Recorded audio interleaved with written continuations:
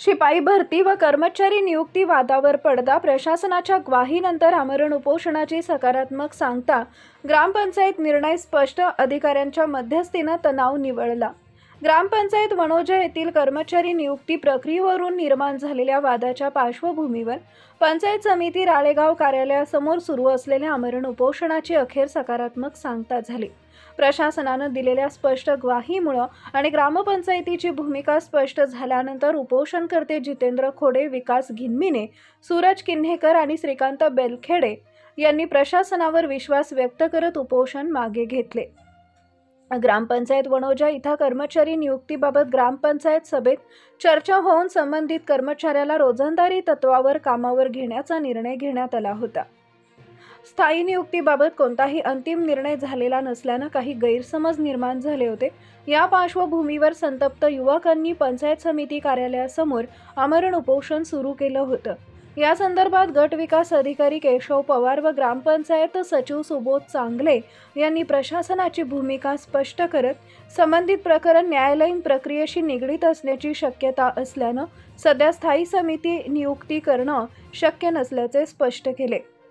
शासन नियम व ग्रामपंचायत सभेच्या मंजुरीनंतरच पुढील कारवाई करण्यात येईल अशी ठोस ग्वाही प्रशासनाकडून देण्यात आली आहे. प्रशासनाच्या या स्पष्ट भूमिकेनंतर आणि सकारात्मक संवादामुळे उपोषणकर्त्यांनी प्रशासनाच्या आश्वासनांवर समाधान व्यक्त केले व उपोषणाची सांगता करण्याचा निर्णय घेतला.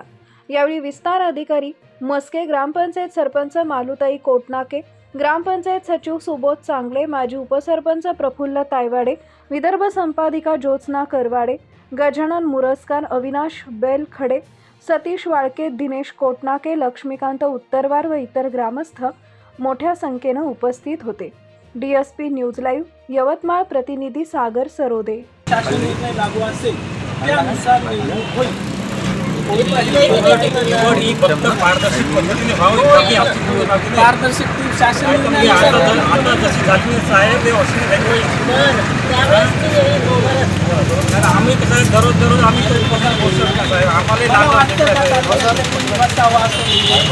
इथं बसला म्हणजे आम्हाला पण हे आहेच ना आमची जबाबदारी. आम्हाला साहेब एवढं लेकरं आम्ही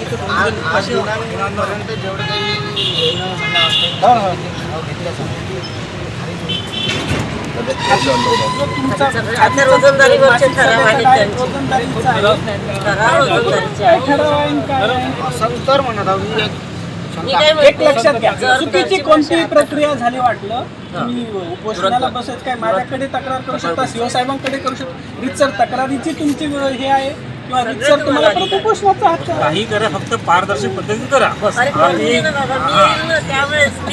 आम्ही ग्रामस्थ आम्हाला तेवढं समजत नाही का करते फक्त आम्हाला पटवून द्यायला काय आम्हाला. आणि जर काही तुम्ही कायदा सोडून बाकी काही केलं तर सर आपल्याला साहेब आता ह्या मॅडम म्हणते का ईश्वर चिठ्ठीनं हे निवड होत नाही आपल्या गावात झाली साहेब.